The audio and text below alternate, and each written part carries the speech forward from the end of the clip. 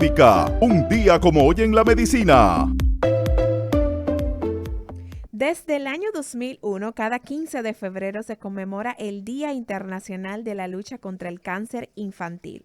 La conmemoración de este día es una campaña colaborativa para crear conciencia sobre el cáncer infantil y expresar apoyo a aquellos niños y adolescentes con cáncer, sobrevivientes y a sus familias. En América Latina y el Caribe se estima que al menos 29,000 niñas, niños y adolescentes menores de 19 años resultarán afectados por el cáncer anualmente.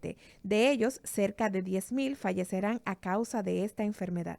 El lema para el Día Internacional de la Lucha contra el Cáncer Infantil de este año es: lograr la curación del cáncer infantil es posible a través de tus manos. En la Cátedra Médica, un día como hoy en la medicina. El cerebro humano y el sistema nervioso tienen caminos que solo conocen los que le dan cráneo. En la Cátedra Médica recorremos los caminos del cerebro. Continuamos hoy, martes 15 de febrero del año 2022 en Cátedra Médica, y tenemos la oportunidad de conversar con la doctora Ana Robles. Ana Robles es neuróloga y ella es una persona que su vida la ha dedicado de manera muy puntual al tema de los dolores de cabeza, las cefaleas, las migrañas. Y es así como la gente lo entiende. Una neuróloga de alto prestigio, de una solvencia científica pues aquilatada a lo largo de sus años por los caminos del cerebro, como dice nuestro eslogan. Y hoy estaremos conversando de un tema bastante interesante, que es el tema del sueño. El sueño, vamos a ver las bases anatómicas, vamos a ver los mecanismos que se dan en el sueño, vamos a entender las diferentes fases, todos esos aspectos para poder preservar lo más importante de todos los bienes que usted posee, que es la salud. Muy buenos días, doctora Ana Robles. Muy buenos días, doctor. ¿Cómo estamos? Bueno, yo estoy todavía conectada con el doctor. Con el doctor Nelson Rodríguez Monegro, una persona que queremos mucho, que creemos que tenía la oportunidad de darle más a este país, porque sin lugar a dudas es el técnico en materia de salud más solvente que conocemos. Así mismo es. Y bueno, hoy estaremos conversando con usted de sueño. ¿Qué es el sueño? Vamos a comenzar por ahí. El sueño, lo primero que tenemos que saber, que el sueño es una función cerebral y está ya dentro de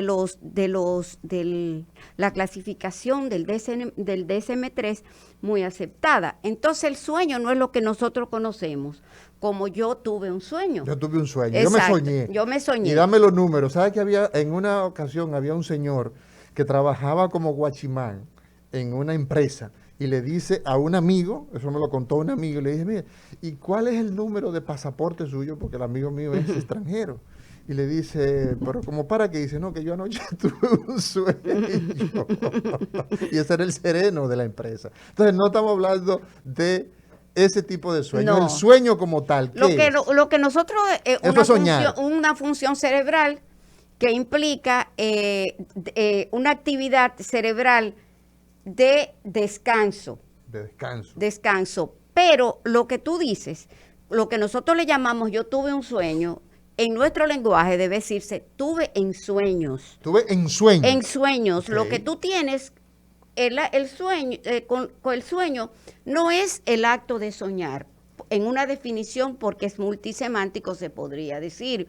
Pero es una función cerebral en la cual la persona, el cerebro aparentemente está inactivo y está en una fase, vamos a decir, de descanso. Aparentemente aparente, porque no el sueño es una actividad cerebral demasiado activa. Demasiado activa. Entonces, cuando hablamos de sueño, estamos hablando de algo fisiológico. De algo fisiológico. Algo normal. Es una función fisiológica tan importante como comer, como ir al baño, como el sexo. Y sin el sueño no se podrían consolidar una cantidad de funciones importantes, como por ejemplo la memoria, como por ejemplo y la liberación o la secreción de hormonas que son muy importantes para el organismo, como por ejemplo la hormona del crecimiento, la melatonina, que dependiendo de la edad, por ejemplo, un niño que no duerme bien, tú recuerdas como nos decían las madres, duerme, porque si no, no vas a crecer. Duerme, porque si no no vas a crecer. Y no hay una verdad mejor que esa. Eso es cierto. Eso es cierto. Eso es cierto. Porque la hormona de crecimiento se Sí. libera durante el sueño. Entonces, no así tanto en los adultos la repercusión del tema de la hormona de crecimiento, aunque sí fisiológicamente ocurre lo mismo, pero en el adulto se va a traducir como cierta cansancio, se va a notar en la piel y muchos sistemas del organismo, eso va a tener cierta repercusión el no dormir, pero sobre todo tu piel se va a ver cansada, se va a ver un poquito de Las ojeras, la piel se pone seca. Sí, y vas a tener otro tipo de trastornos que tienen que ver con la parte psicológica. Puedes estar ansioso. En los niños se manifiesta diferente al adulto. Un niño que no duerme al día siguiente va a estar hiperactivo, puede estar también hipersomnolento. Lo mismo va a pasar con un adulto que no duerme bien o que por la causa que sea, va a tener un impacto sobre su funcionamiento, ya sea en el trabajo y en cualquier área donde él se desempeñe. O sea que otra hormona importante que se libera y que tiene que ver con el sueño es la melatonina. La melatonina, sí, entonces, ¿qué es eso? Es una hormona, Ujú. pero ella tiene una característica. Ella solamente se libera en la oscuridad. O sea que ante la Sí. presencia del sol, de la luz, no se libera No melatonina. se libera, es decir, que si tú duermes, tú eres un sereno y tú no estás y no duermes durante la noche, posiblemente no vas a lo mismo que pasa en los viajes. Se altera mucho el ciclo de la melatonina, o sea que la melatonina se libera durante el sueño y durante la noche. Exacto, sobre con la todo. oscuridad. Con la oscuridad. Con la exacto. ausencia del sol. Exacto. o Y de la ella luz. tiene que ver con la estructura y la formación del sueño. La melatonina es sumamente importante. O sea, doctora, que de acuerdo a eso que usted acaba de decir, si yo no dormí bien durante la noche y digo voy a reponer el sueño durante el día, en realidad no estoy haciendo nada, porque si esa hormona solo se libera en la oscuridad, entonces hay beneficios del sueño que no los voy a tener durmiendo en el día. Así es. Entonces, sí, cuando las personas no duermen bien durante la noche, podrían de una manera u otra compensar, pero nunca vas a compensar definitivamente lo que representa un periodo de sueño Durante la noche. Durante la noche, Entonces, exacto. entonces, el sueño, doctora Ana Robles, con quien conversamos hoy en Cátedra Médica, Ujú. es una condición normal, recurrente, que se debe irreversible, porque cuando entramos en sueño, luego entonces nos devolvemos, ¿verdad que sí? Usted habla de que en el sueño se van dando una cantidad de mecanismos que son fundamentales para la vida, para el desarrollo del ser humano. Y para que las neuronas vivan. Y para Una que persona que no vive, que no duerme, sus neuronas mueren. mueren. O sea, una persona que haya enfermedades muy particulares, suerte que no son tan frecuentes, en las cuales el individuo definitivamente no puede dormir porque tiene una lesión central que no le impide dormir. Pues esa persona no dura mucho vivo. Sí, ¿y cuáles son esas enfermedades, por Bueno, ejemplo? una enfermedad muy conocida, que es el insomnio, vamos a decir, le dicen el insomnio maligno, ¿no? Otros le dicen es la maldición de Ondina por un mito de donde una ninfa que se llama la Ondina, eso viene de ahí, y eso produce es lo que se le llama el síndrome de hipoventilación central congénita idiopática. Hay personas que nacen, no pueden hipoventilar su cerebro, nacen con esa lesión, y por supuesto, como no pueden dormir, y como yo te estoy diciendo, causa básicamente esta hipoventilación central, y en ausencia de problemas pulmonares, entonces eso es lo que causa esta patología. Esta gente no dura mucho, y hay un mito alrededor de esta patología que le llama la maldición de Ondina, como le estaba diciendo a la doctora. O sea, Pero el sueño, el sueño, lo que nosotros le decimos sueño, que es una función cerebral, como le dije, no tiene que confundirse con los ensueños, definitivamente. Y él tiene su arquitectura. ¿Por qué soñamos? ¿Por qué nosotros soñamos? ¿Por qué nos ensoñamos desde el punto de vista neurológico para estar a tono con lo que nos estás enseñando en el día de hoy, doctora Ana Eso Robles? es el acto de los ensueños, Ajá. o sea, el acto de soñar, Sí. ocurre en una determinada fase del sueño. Ok, entonces el sueño tiene fases, ¿verdad? Fases, Hablamos sí. de etapas de vigilia, ¿cuáles son las etapas del sueño? Bueno, hay lo que se llama el mecanismo vigilia-sueño, ¿no?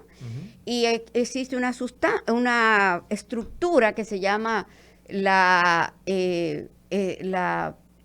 sustancia reticular gris del mesencéfalo y el bulbo, que tienen que ver con el control de la vigilia y el sueño. Sí, así es. Y si tú tienes una lesión, Es el sistema reticular Reticular ascendente que nosotros en neuroanatomía le enseñamos a los chicos que están estudiando medicina como el Exactamente. SARA. El SARA es una mnemotecnia, sistema reticular activador sistema ascendente. reticular, exacto, Activador ascendente. sistema reticular, exacto, la sustancia reticular. Exacto. Pero Pero hay otras más, por ejemplo, Ascendente. desde el punto de vista, digamos, anatómico, para la gente que nos sigue, que quizás tiene que ver con medicina, está el núcleo posterior del tálamo. Ese núcleo hipotalámico posterior tiene que ver con una etapa de la vigilia. Sí. Y existe el supraquiasmático, que tiene que ver con ese sistema de De liberación, del ritmo circadiano. Así es. Y sí. existen dos más que son bastante El interesantes. hipotálamo tiene una función sumamente importante también en la conformación de todo este. Está el núcleo ventrolateral preóptico, que tiene que ver con el sueño no REM. Los núcleos supraópticos y paraventriculares. Ajá, y entonces, y existe otro que es el reticular pontis rectis lateral, que ese tiene que ver ya con ese sueño REM. O sea, que hay toda una estructura anatómica, Así es. toda una estructura anatómica en nuestro cerebro que va a definir el sueño. Así Correcto, mismo es. así es. Entonces, como tú decías, tiene varias etapas. La etapa 1, que es la somnolencia, que cuando las personas comienzan a quedar. Está soñado así, que se está cayendo. Exacto, y Que se se caracteriza. Que se cabecea. Esa es la somnolencia. Sí, se caracteriza por una fragmentación del ritmo alfa, que es el ritmo de la vigilia, que es un ritmo que aparece en la parte posterior del cerebro y es de la vigilia y aparece cuando el paciente tiene los ojos cerrados. Ujú. El alfa comienza a fragmentarse y ahí eso es lo que se le llama el estadio 1 para pasar al estadio 2. Ahí estaríamos en vigilia todavía, ¿no? En la etapa vigilia. Somnolencia.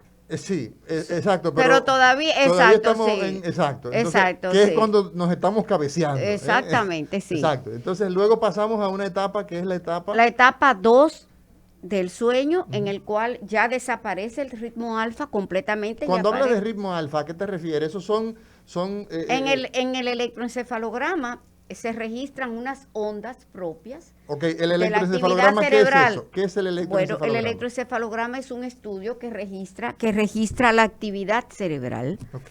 Y entonces hay una actividad cerebral Medible. medible tanto durante la vigilia como durante el sueño. Exacto. Si nosotros ahora mismo nos colocan el electroencefalograma, hay una respuesta eléctrica en este momento. Y nosotros en este momento estamos posiblemente trabajando con ritmo beta, que es un ritmo rápido. Rápido. Sí, sí, Ok. señor, sí. Entonces, si eso se hace en el sueño, entonces ya en esa etapa, En esa etapa, en la Ajá. segunda etapa, ¿sí? no hay alfa. El alfa, el alfa es el ritmo de la vigilia. Es el que te dice que tú estás despierto. Ujú. Y luego, como te dije, en la etapa 2 aparecen unos usos o estructuras que se llaman grafoelementos, vamos a decir. O sea, que son elementos que están grabados en un registro Ujú. que se toma a partir de electrodos craneanos y entonces se van registrando, es una data biológica en una pantalla.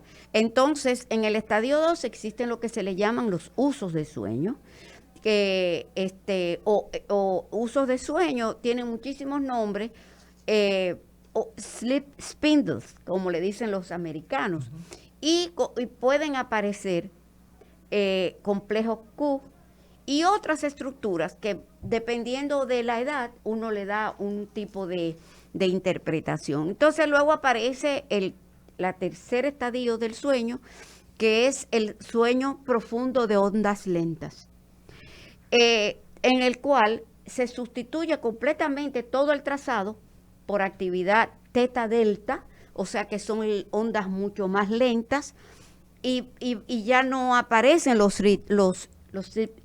usos de sueño, y aparecen estas ondas lentas difusas, y luego el estadio 4, que está en discusión.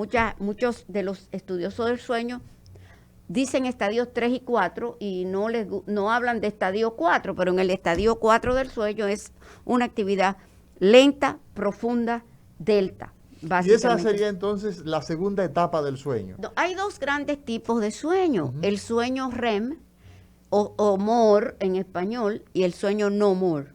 Ok, ¿qué significa para la gente que nos está escuchando? Hoy estamos hablando con la doctora Ana Robles, neuróloga, y en Cátedra Médica conversamos sobre el sueño. Bueno, cuando hablamos del sueño REM y el sueño no REM, ¿qué es eso? REM en inglés, Rapid Eye Movement. Son los movimientos oculares rápidos que se dan en los ojos. Pero en español es MOR, movimientos oculares rápidos. Exacto, sueño MOR. Eso se da con el paciente que está durmiendo, en un momento determinado empieza a tener movimientos rápidos de los ojos durante el sueño. Y esa es una etapa. Esa es una etapa. ¿Y la otra es? Lo que te acabo de decir, los 4 estadios que es la pertenecen al no REM o al no MOR. Exactamente. Tiene esos 4 estadios, el sueño el no MOR, el sueño no REM, que es lo mismo, que donde no hay movimientos oculares rápidos. Entonces, ¿cómo nosotros podemos diferenciarlo para la gente simple? El sueño que es el no REM o no MOR es un sueño ligero, y el sueño REM es un sueño profundo, podríamos caracterizarlo así. Es un sueño muy profundo, pero muy especial, porque desde el punto de vista eléctrico y en cuanto a lo que ocurre funcionalmente, es un sueño y un periodo demasiado activo. Y cuando tú lo ves en el electroencefalograma, lo que tú ves es una actividad, desaparece toda actividad lenta y aparecen ritmos parecidos al de la vigilia. En el sueño sí, REM, ¿no? En el sueño REM, es un sueño muy parecido, rápido, y aparecen los movimientos oculares, y en este periodo del sueño REM ocurren un montón de cosas, liberación de hormonas, por ejemplo, hay erección del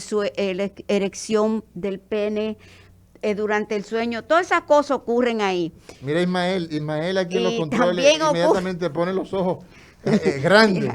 Durante el sueño REM, también aparecen y ocurren muchísimos fenómenos importantes que tienen que ver con la liberación de ciertas sustancias, vamos a decir, que son básicas y fundamentales para el ser humano. Bueno, ya que usted ha explicado de manera tan minuciosa todas estas etapas del sueño, me gustaría que ahora nos explicara qué pasa cuando se altera este orden del sueño, qué pasa con nuestro organismo. Pero vamos a dejar esta preguntita por ahí, vamos a empezar a recibir las llamadas de nuestra audiencia. Buenos días, Cátedra Médica. Aló, buenas. Sí, buenos días. ¿Es en la oficina de Juan Valdés? No, está llamando a Rumba 98.5 FM. Buenos días, Cátedra Médica. Buenos días. Sí. Hola. Una pregunta, doctora. Dígame. Hay un famoso sueño de los 7 minutos. Mira, lo que se llama arquitectura del sueño, sí, se dice, pero se dice así, que entonces sería que o que dormimos en la mitad, el 50% del sueño sería no REM y el otro porcentaje sería de sueño REM. Lo que pasa es que cuando uno sale de ese estadio, uno pasa al sueño REM y viceversa. Y hay personas, se supone que tú comienzas a dormir desde los primeros estadios del sueño, pero hay personas que se acuestan y entran en sueños REM automáticamente. Esas son las personas.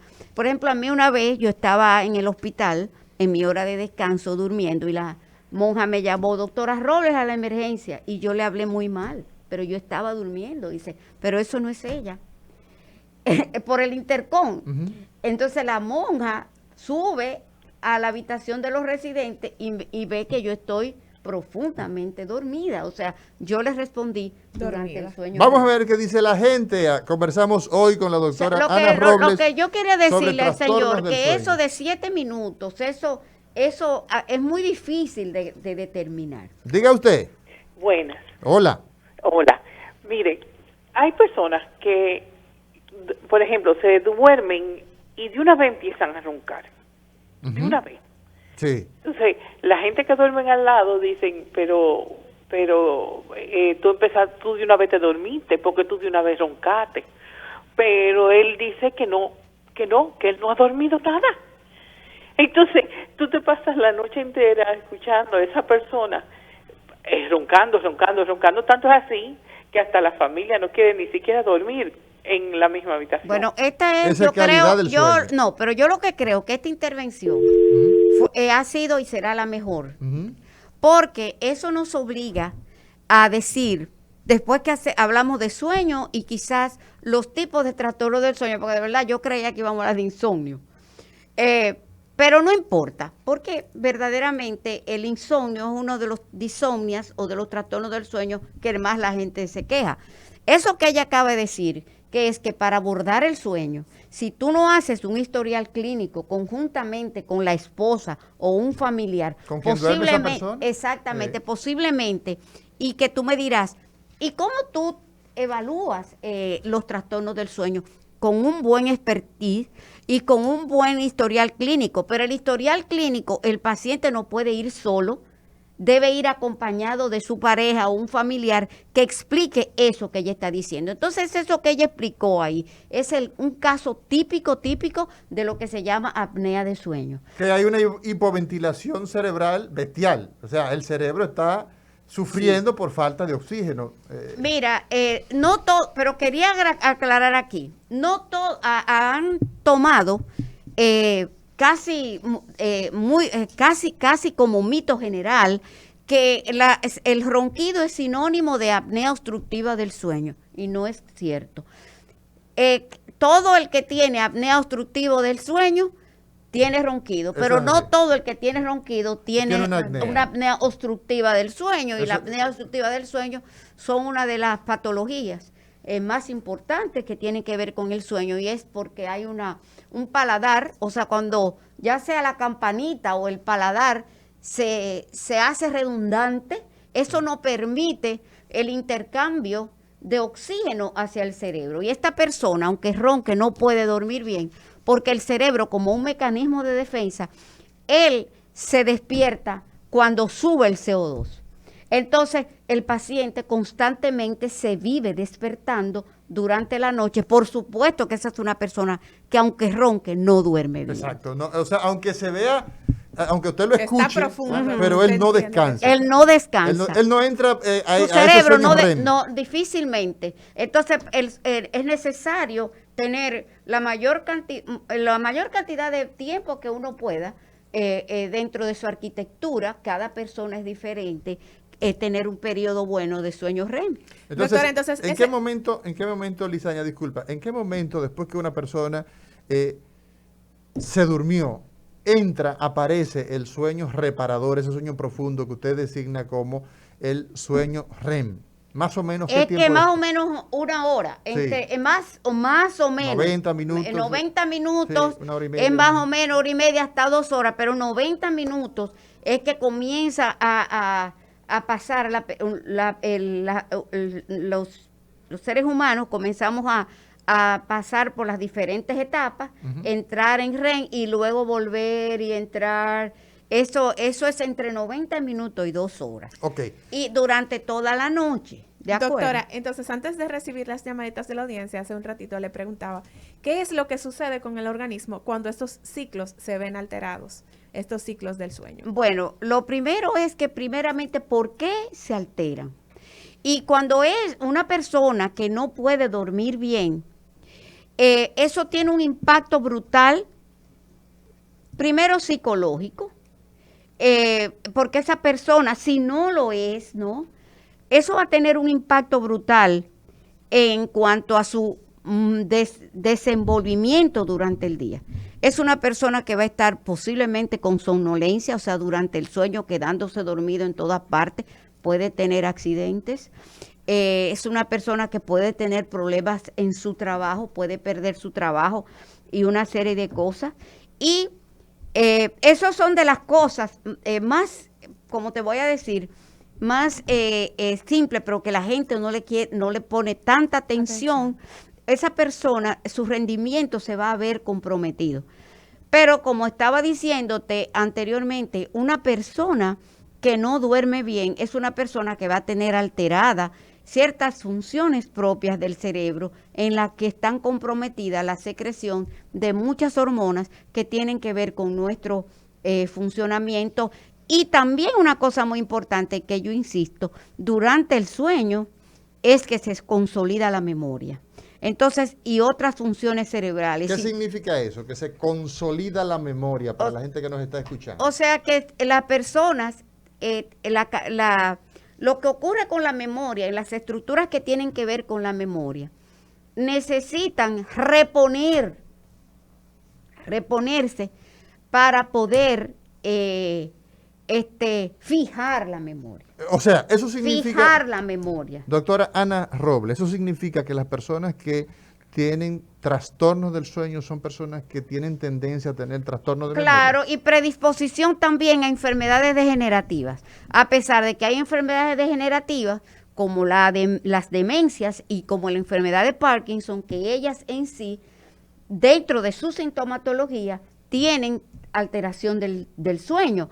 Pero si la persona que no hace ese tipo de funciones está predispuesta a ciertos tipos de enfermedades degenerativas. Entonces usted ha señalado, doctora, que como consecuencia de un sueño trastornado yo puedo tener problemas de memoria. ¿Qué otras complicaciones a la salud se pueden derivar de un ciclo de sueño que no esté cumpliéndose como se debe? Bueno, es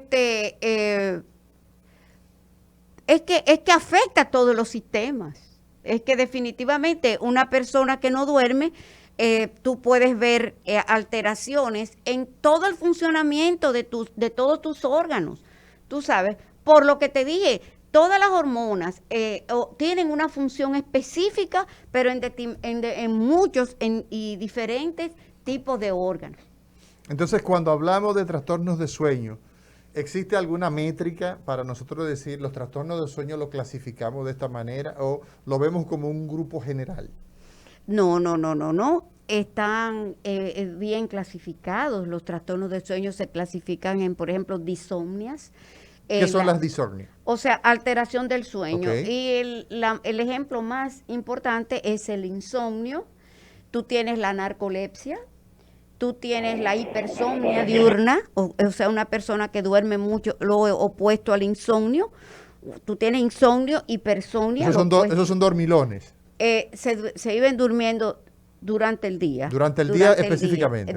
Específicamente tienes el síndrome de la narcolepsia, catalepsia. Que es el paciente que anda como borracho. Exacto, tú tienes otro tipo de trastorno como el sonambulismo.